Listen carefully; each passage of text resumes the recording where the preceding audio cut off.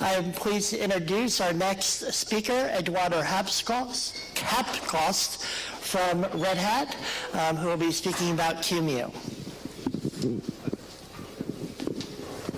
Hello? Can you hear me? So, hello, thank you for coming. My name is Eduardo. I work mostly on QEMU at the virtualization team on Red Hat, and I'm going to talk about internal abstractions and APIs inside QEMU. These are the contents of this talk.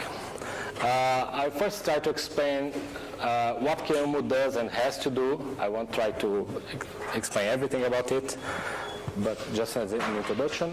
Then I'll give you an overview about some of the internal APIs inside that QEMU uses to perform its job.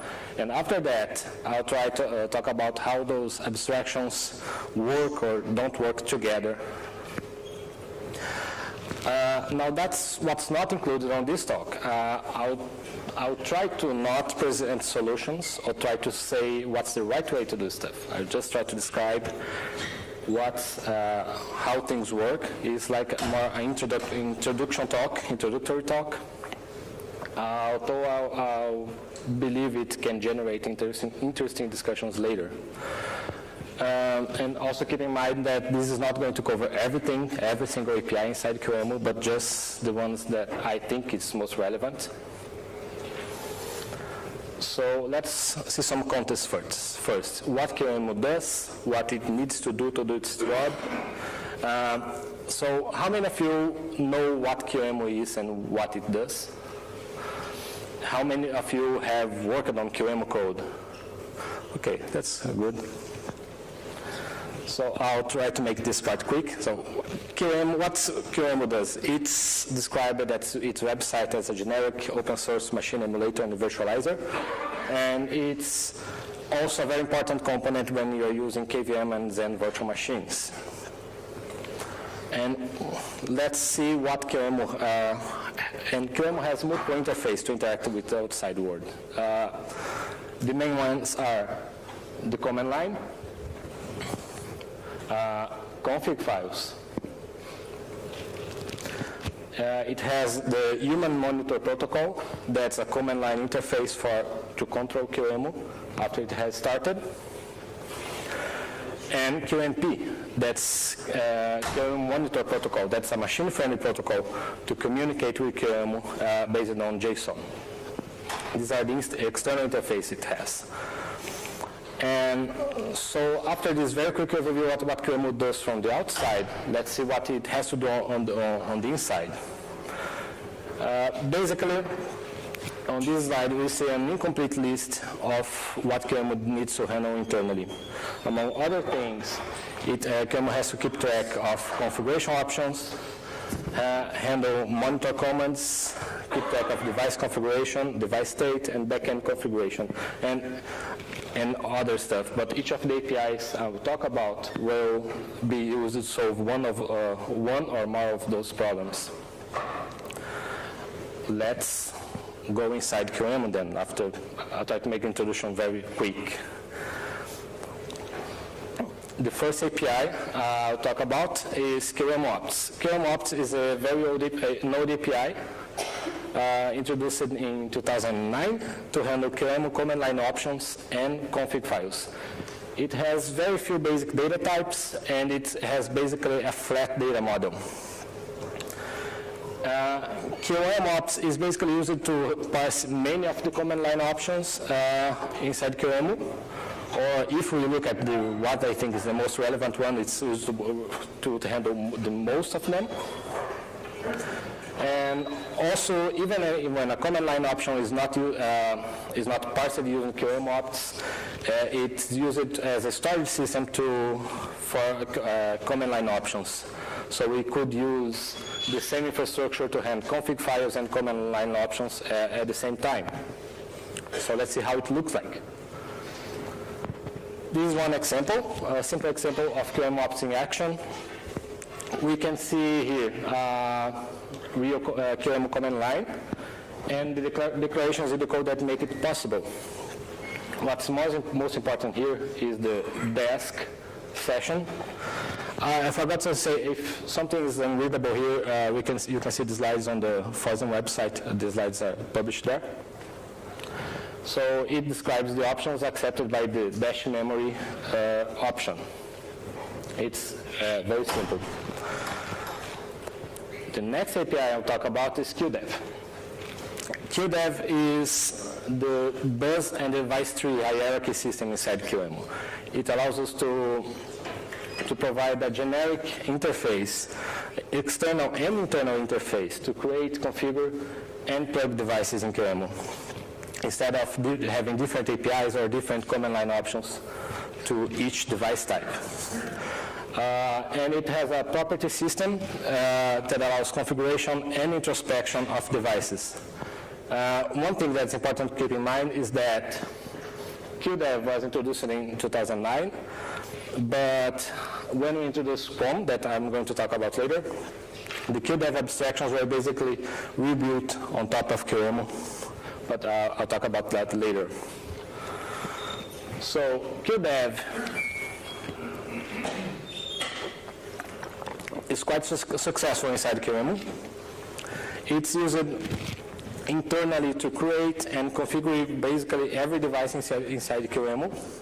And in addition to internal usage, it provides generic command line and monitor interface to handle devices, plug devices.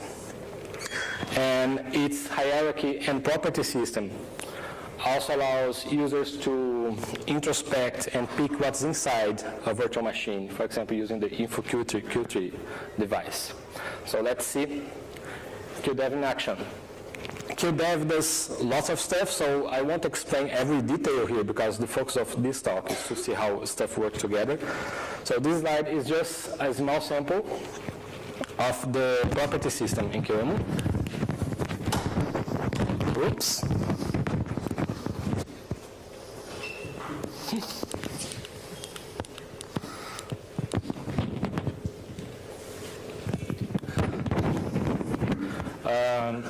So we can see here how the properties of a device type like E1000 are declared inside the code. You have boilerplate code to define device types, define how they do. It's just a sample of how it is used, how things are declared in the code. The relevant parts here are so for example, the MAC option is defined inside an array. It's declared here.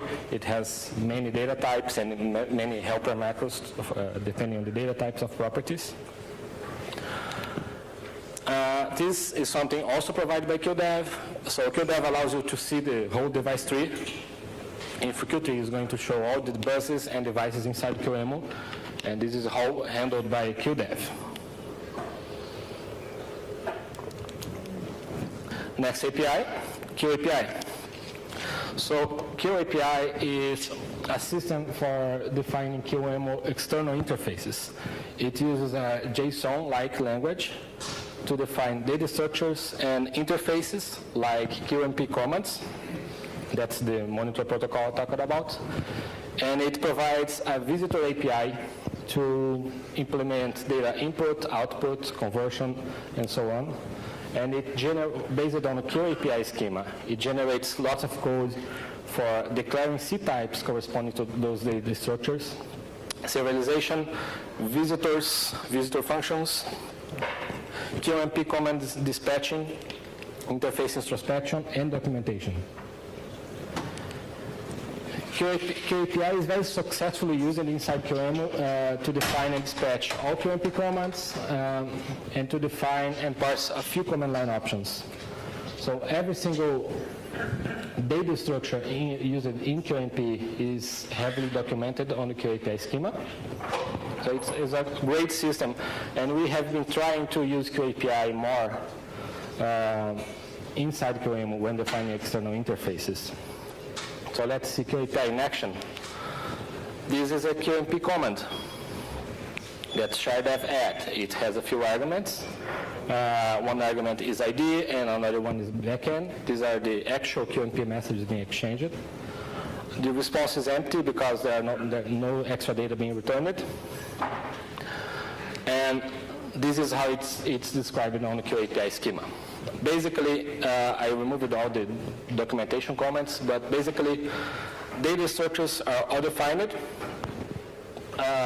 You have declarations to declare how QMP comments look like, what they get in an argument, what they return. You can, this comment uses a feature that's called a union, so you can have different attributes depending on the type of option you are using. And this is the function that's going to implement the comment. So the QAPI system is going to take care of serializing everything, calling the right function using a simple C struct, and then returning the data later. So last but not least, we have QEMU. QEMU is the QEMU object model. Don't confuse that with QObject. That's something else I'm not going to cover in this talk. So QEMU started as a generalization of QDev. It has lots of interesting features. I won't try to explain everything about it. It would cover a whole talk. So basically, it has a type hierarchy of classes. It has a property system, and basically all the abstractions in QDev were rebuilt on top of QEMU. So many of the QDev codes are just wrappers around QEMU. And let's see QEMU in action. These are just a few examples. So I won't try to explain how QEMU works inside, but I'll just see where it is used. It's used when you're using QDev. When you are plugging a device, QDev is built on top of QEMU. It's used when you are creating a backend object file, backend object. It can represent some entity that's used to implement a VM. It's used by the machine type system in QEMU. It's used by the accelerator system. It's used by the CPU model configuration system. And it is also used internally. For example, we have data types for IRQs, memory regions. So it's used at lots of places. We benefit from the property system when we are dealing with options on the command line, when we are dealing with CPU options or QDev options. And probably we have lots of other places where QEMU is used that I'm not even aware of. So it is everywhere. And I see that.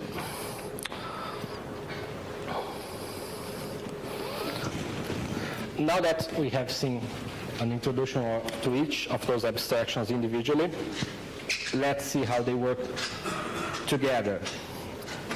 That's where things get interesting. First example we have inside QEMU is the -NUMA command line option. It's one case where we mix QEMU ops and QAPI together. Let's see how it does that. This is how the -NUMA command line option is defined on the code. Note the empty desk field here. That's where the accepted options for -NUMA would be defined, and it's simply empty. Instead of defining the options here, you use the QAPI schema to define that. So all the options on -NUMA, let's go back here. These options here are defined on the QAPI schema. So basically, you have a declaration saying that structure name and NUMA node options can have those fields, and those fields can be specified on the command line. And we have some glue code to convert the QEMU ops data to QAPI data, so they can be used elsewhere on the code. That's used by this trick here. So we have the visitor API for provided by QAPI, and it can be used to convert QEMU options to QAPI data structures and validate them. So let's summarize this case. NUMA is fortunately on one case where things are working as they should, because all the options are specified on the QAPI schema, and there's no duplication. There's no options declared on the QEMU ops declarations and the QAPI schema. And this is made possible by the ops visitor helper. Other command line options that are very similar are -net, -netdev, -ACPI table, and -machine. So this is basically an example where things are working. We can make sure that QEMU ops and QAPI work together. Let's see another example. Let's see one case where QAPI and QOM are used together. This is the object add QMP command. It's used to create a backend object, basically. It's a generic system to create objects inside QEMU. And there is a QMP command to do that. It has to take a few arguments. It takes the type of the object and the additional properties for the object. And the properties accepted by object add are defined basically by the object itself, the object class itself. So the file name arguments on the command here are declared not on the KPI schema, but declared at the QOM code by the RNG random class, because we are using the QOM property system to declare which properties the backend object accepts. And the QAPI schema looks like this. So we have a command called object add. It has those two arguments, and also an additional argument that can take any data type. So basically it means that the QAPI schema says you can put anything here. What happens here? So in case of object add, the QAPI schema is incomplete. You don't have the QOM data appearing on the QAPI schema, so you don't benefit from it. You don't have the type checks provided by QAPI. You don't have the generated code that you could use to implement the interface. And we have a very similar problem with device add. It's even a bit more complex on device add because of the way the properties are defined on the schema, but I won't get into that. So in this case, the abstractions don't work perfectly together. We have some limitations here. Let's see another example that's based on QOM. That's -CPU. So the CPU model system inside QEMU uses QOM internally, because basically CPUs are devices, devices are QDEV devices, and QDEV is implemented using QOM. And we have command line options that are going to control the CPU devices, basically. So let's see how it works. This is an example of the options accepted by -CPU, or how they are specified. In the case of CPUs, each architecture registers their own QOM properties the way they need. So in the case of x86, we have a few static properties using the QDEV property system, and we also have some properties declared registered at runtime, because we have lots of CPU features configured by, at least on x86. I don't know about the details on other architectures. And this is the glue code we have. The glue code is going to take the command line options. It's not using QEMU ops, it's using its own parser, but that's something we want to change. And using the QDEV global property system, that's something provided by QDEV that ensures that every device of a given type is going to have a Q property set. So basically, when you use -CPU, the CPU features declared on the command line are going to be declared as QDev options. So the summary for that CPU is, we don't even have a QAPI schema for that CPU. It's simply not very well documented. So you don't have any information required to know which command line options are supported by that CPU. If you want to know that, there's no interface to do that. And it has an additional problem that it does not even use QEMU to do that. But that's something, as I said, that we need to change. So this is one example where we see the friction between those interfaces. The Chrome-based stuff being used from the command line is not very well integrated. Let's see another example, even more complex, related to CPU options. That's query CPU model expansion QMP command. So this is one case where we have a Chrome-based implementation and a QAPI-based interface. I won't try to explain what the command does here, but basically you get a CPU model name and you are going to get information about it on the props attribute, about all the features inside the CPU, all the properties for a CPU model. And this is the QAPI schema for that command. Like on the object add case, we have to use this hack here that basically says the props field can have anything. So the semantics of this props field is documented on the documentation for the command, but the schema doesn't tell us which properties can be there, what's the data type, what you can expect there. You need to read the documentation to do that. So, summarizing this case, in the case of query CPU model expansion, the QAPI schema is also incomplete. It doesn't have all the information we want. And it has an additional problem that the glue code that will make sure the Chrome implementation can report QAPI-based data is specific for each architecture of CPUs. So we need to clean up that to make sure we use common code to see how we can get common infrastructure to that. There's a pattern here that can be summarized here, is that when you're using Chrome, you normally have trouble when using something QAPI-based, because Chrome classes and properties are registered at runtime, especially Chrome properties. They are not a static file in the code. They are added at runtime when you're initializing QEMU. But the QAPI schema is a static file.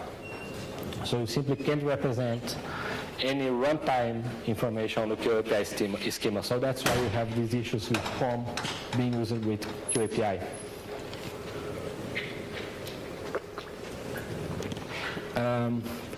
So I think I was faster than I expected. So, concluding that,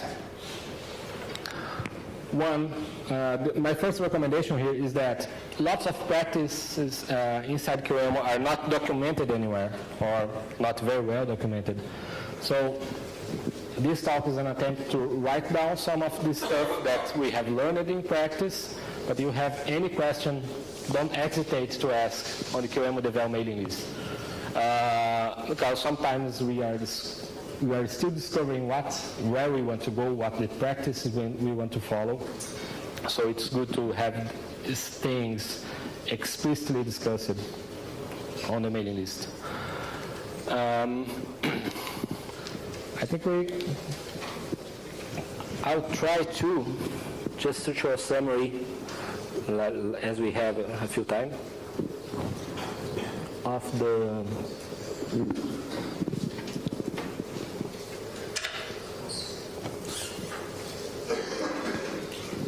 okay. So this is something I add as bonus material if we had time. Just to summarize how the data types represented on each API looks like. So most of the APIs, so all of them involve some kind of data representation. And another issue we have is that they don't support the same data model. QAPI is the most complete one. It supports all the range of data types I enumerated here, but QEMU and QDev are more limited.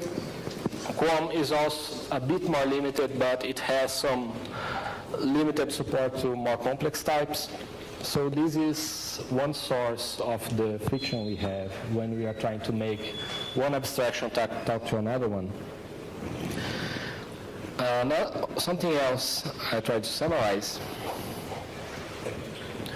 Okay, this is very hard to read, but basically, on all those abstractions here, we have some equivalent data structures. We have often some type or option type, some option type defined. We normally have a property system say which attributes can be set for each option type, device type, or schema data structure. On most of these cases, we can have mechanisms to define defaults for them. And then we have the runtime data structures that are basically the options themselves, the devices themselves, or the actual C-struct runtime data. And one difference in this case that makes it difficult that I tried to explain before is that some of the data that is static, for example for QAPI, or that is static for QDev, is actually not static for the other systems. So QOM properties can be registered at runtime, and you can easily translate to the static data on QDev. The defaults for QEMU and QOM are also defined at runtime, so you can't just convert to the other data structures later. So this is another source of friction.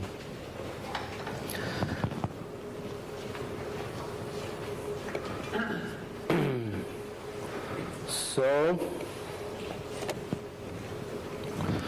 questions? Comments?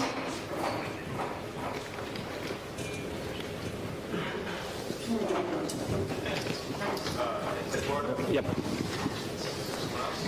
You can ask and I can repeat. Yeah, I just wanted to ask, is there any plan or any effort to reduce...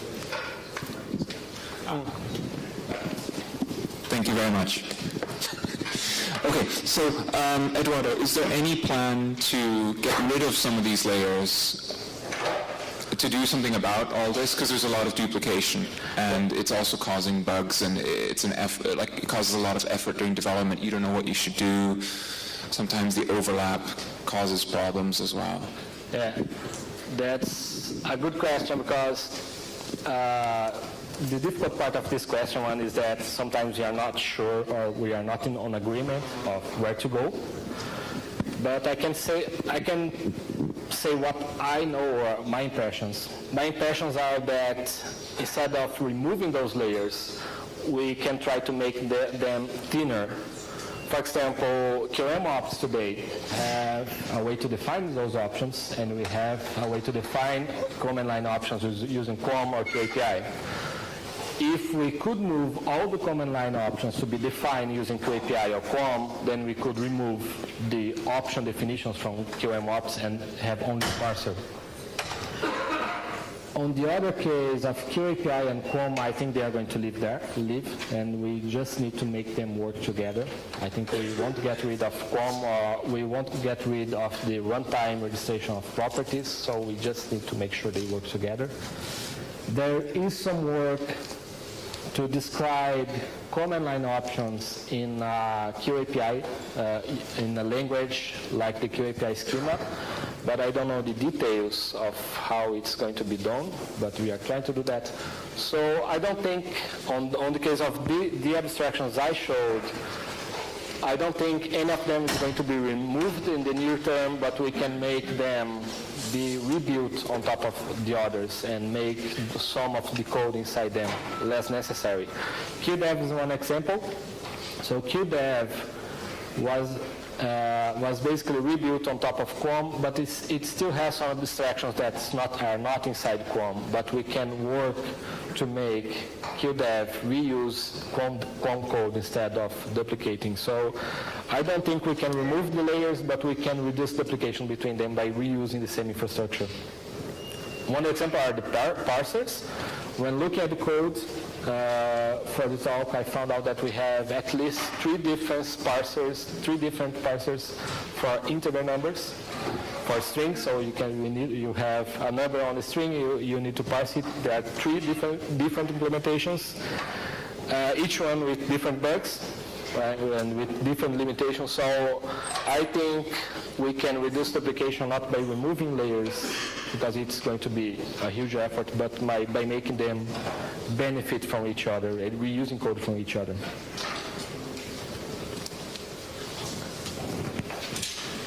Anybody else?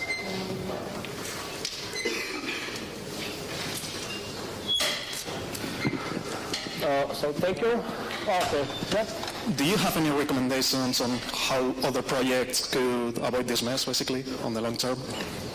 Sorry, I couldn't hear everything. Do you have, you've got multiple APIs with overlapping functionality and whatnot. Do you have any insight for other developers working on other projects on how to avoid ending up with that? Yeah, I don't have any advice, but I can say what I think went wrong. For example, I think some of the new abstractions were added without a clear plan to replace other ones. So when we introduced QEMU and tried to convert all the existing devices to use QEMU or QDev, there was no clear plan to say, okay, we are going to convert these devices and then these ones, and we are going to keep this and this abstraction and remove that one. There was no clear plan to do that. When we started using QAPI for some of the command line options, there was no clear plan to say, okay, this is the process we are going to follow. We want to convert the old ones to the new API. So I think that's what didn't work on QEMU.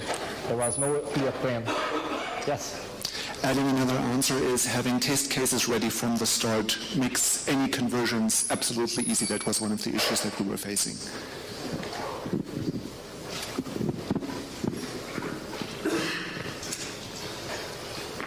Anybody else?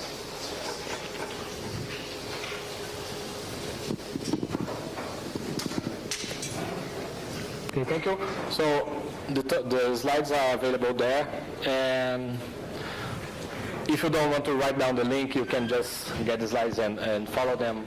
There's a blog post I wrote about with an introduction to QEMU APIs with links to other ones. And I have been trying to write a summary of each one, so if you want to follow it. Thank you very much.